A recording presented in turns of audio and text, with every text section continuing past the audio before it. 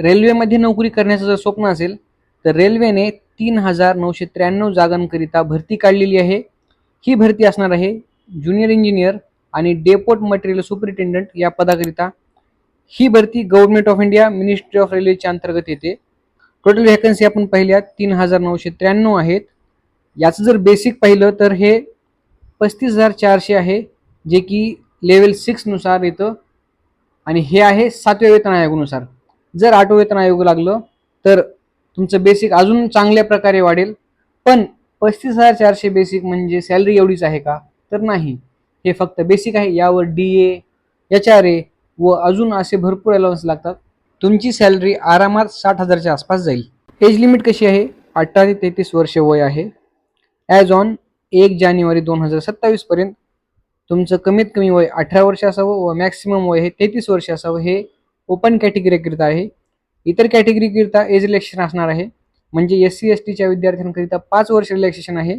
म्हणजे SC STचा विद्यार्थी वयाच्या 38 वर्षापर्यंत फॉर्म भरू शकतो व OBCचा विद्यार्थी हा वयाच्या 36 वर्षापर्यंत फॉर्म भरू शकतो. ॲप्लिकेशन मोड हे ऑनलाईन आहे बघा. फॉर्म भरण्यासाठी सुरुवात झालेली आहे 14 ऑगस्ट 2026 पासून व ॲप्लिकेशन करण्याची लास्ट डेट असणार आहे 13 सप्टेंबर 2026. पण आपण लास्ट डेटची वाट बघत बसायचं नाही, कारण शेवटी असं होतं की एक्सेसिव्ह ट्रॅफिकमुळे साईट बंद पडते किंवा अजून टेक्निकल एरर येतात. त्यामुळे होईल तेवढं लवकर फॉर्म भरायचा आहे. व फी पेमेंट करण्यासाठी लास्ट डेट आहे 15 सप्टेंबर 2026. जर तुम्हाला तुमच्या ॲप्लिकेशनमध्ये मॉडिफिकेशन वगैरे काही करायचं आहे तर यासाठी लिंक ओपन होणार आहे 16 सप्टेंबर 2026ला व ही 25 सप्टेंबर 2026 पर्यंत असणार आहे. आता याची फी किती असणार आहे तर 250 रुपये याची फी असणार आहे. टोटल 34 पोस्ट कॅटेगरीज आहेत बघा. यामध्ये electrical engineering, civil, mechanical, signal and telecom म्हणजे SNT, स्टोअर्स डिपार्टमेंट हे झाले ज्युनियर इंजिनियर पोस्टकरिता. नंतर सब डिपार्टमेंट्स इन्क्लूड कोणते आहेत तर R&D, production unit, workshop, design and drawing, EMU, general services, TRD, TRS, bridge, PWay, works, track machine, carriage and wagon, diesel shed, millwright, telecommunication, signal plus depot material superintendent in stores depot. हे post सर्व covered असतील. आता JEE junior इंजिनियरच्या पदासाठी apply करण्यासाठी काय पाहिजे तर 3 वर्षाचा डिप्लोमा झालेला पाहिजे इंजिनिअरिंगमधला.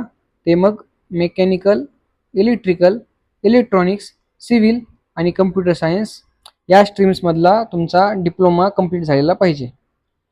आणि जर DMS पोस्टसाठी जर अप्लाय करायचे तर 3 वर्षाचा डिप्लोमा कंप्लीट झाला पाहिजे इंजिनिअरिंगमध्ये.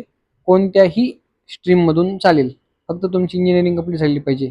आता ॲप्लिकेशन फी कशी आहे बघा. UR जनरल कॅटेगरीसाठी 500 रुपये फी आहे व त्यातील 400 रुपये ही तुम्हाला रिफंड होणार आहे तुम्ही CBT 1 दिल्यानंतर.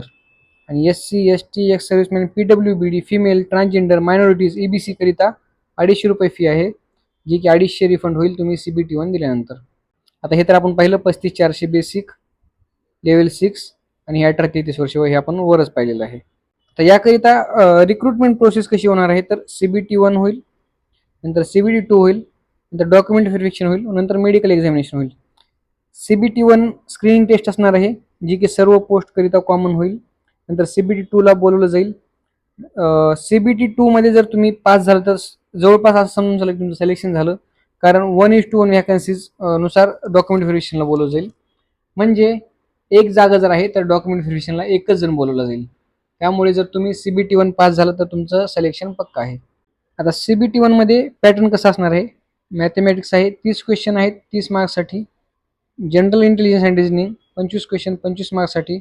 जनरल अवेअरनेस 15 क्वेश्चन 15 मार्क्ससाठी. जनरल सायन्स 30 क्वेश्चन 30 मार्क्ससाठी. टोटल क्वेश्चन झाले 100 व मार्क्स झाले 100. यासाठी वेळ असणार आहे 90 मिनिटे व निगेटिव्ह मार्किंग इथे 1/3 असणार आहे. CBT 1 मध्ये जर तुम्ही पास झालात तर तुम्हाला CBT 2 साठी बोलवलं जाईल, जे की पोस्ट स्पेसिफिक टेक्निकल पेपर असणार आहे. यामध्ये जनरल अवेअरनेस 15 प्रश्न 15 मार्क्स, फिजिक्स अँड केमिस्ट्री 15 प्रश्न 15 marks, basic of computer and applications 10 प्रश्न 10 marks, basic of environment and pollution control 10 प्रश्न 10 मार्क्स आणि टेक्निकल ॲबिलिटीज यामध्ये 100 प्रश्न असतील 100 मार्क्स असतील. टोटल 150 प्रश्न झाले व 150 मार्क्स हे CBT 2चा एक्झामिनेशन पॅटर्न असणार आहे.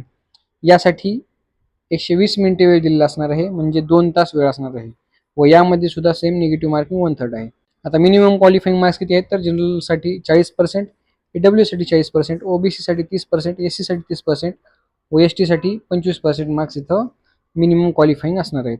आता सिलेबस कसा आहे CBT 1चा? मॅथ्समध्ये number system, BODMAS, percentage, mensuration, time वर distance, simple interest, compound interest, algebra, geometry, trigonometry, statistics.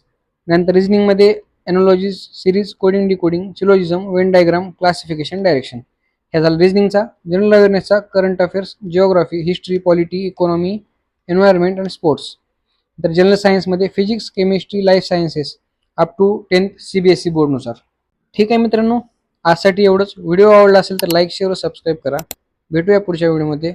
तोपर्यंत धन्यवाद.